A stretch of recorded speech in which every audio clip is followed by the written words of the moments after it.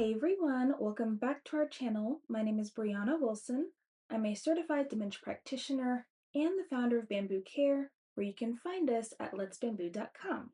Today is a quick video on 3 Montessori-based activities for people with dementia using things that you may already have in your home or have easy access to. If you aren't familiar with Montessori-based activities in the context of dementia, they are simple hands-on tasks used to honor preserved abilities, promote independence, and provide purposeful engagement. Okay, so here are 3 quick ideas. So the first idea is sorting condiment packets.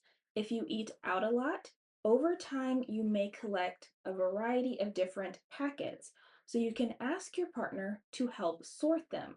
Now, let me preface this by saying that sometimes the best activities are the ones that you do together. So you can sort the condiment packets together, or you can set them up for the activity for them to work on independently while you do something else.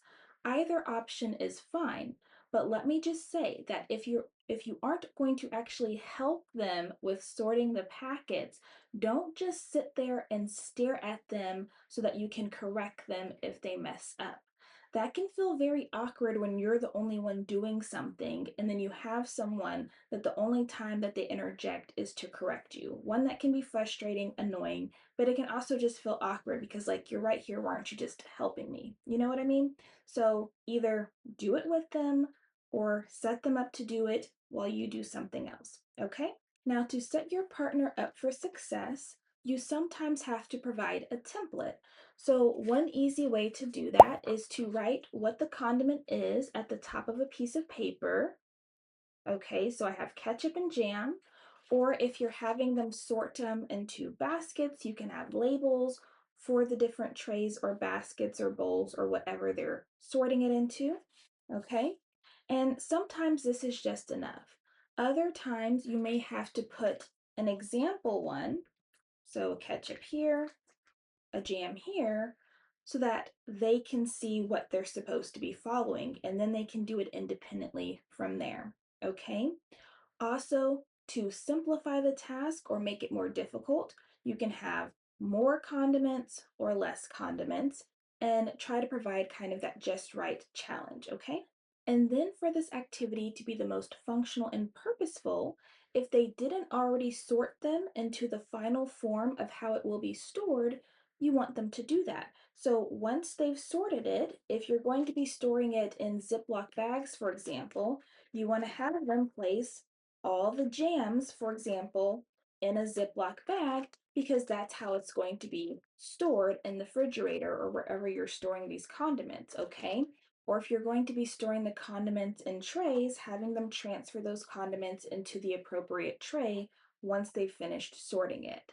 Does that make sense? And then you can even have them help you put them up in the refrigerator or wherever you're storing them. Now, if you don't have condiment packets, because maybe you don't eat out a lot, you can do this with other items in your house as well.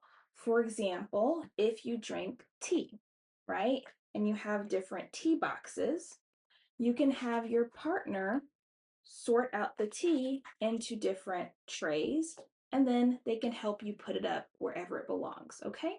The next activity idea is arranging flowers. So you can purchase artificial flowers individually from places like the dollar store, but on Amazon, which is where I got these from, they also have these assorted boxes of coordinated flowers that already complement each other. So it kind of takes the guesswork out of it. And I personally recommend choosing flowers that already go with your home's decor so that once your partner does the flower arrangement, or you help them do the flower arrangement, or you both do your own individual flower arrangements, you can actually put them up in your home.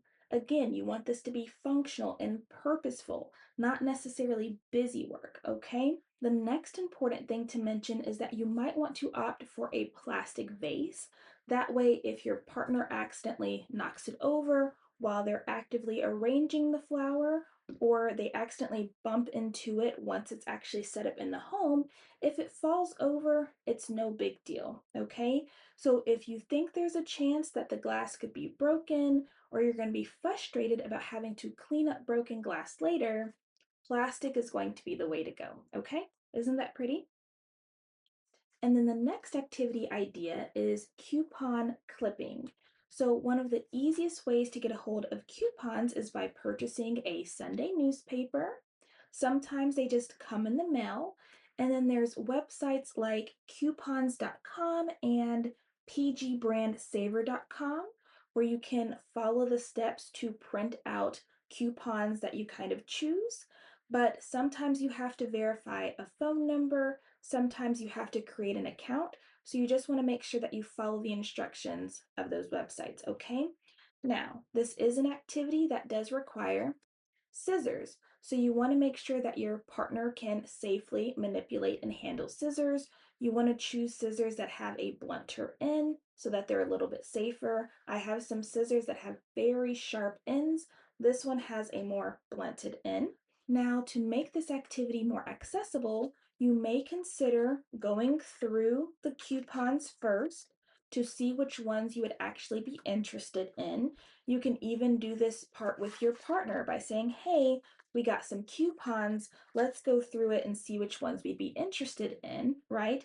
And then you can kind of pre select which ones you might need to cut out first. For example, if you guys are interested in this one, you would pre-cut out this whole section if there was nothing on the back side that you were interested in to kind of eliminate some of the distraction, but also to make it easier for your partner to cut out the coupons. And then once the coupons are cut out, you can have your partner help sort them by category or expiration date, even put them inside a coupon organizer if you use that, because again, you want this to be functional and purposeful, not just busy work. Okay?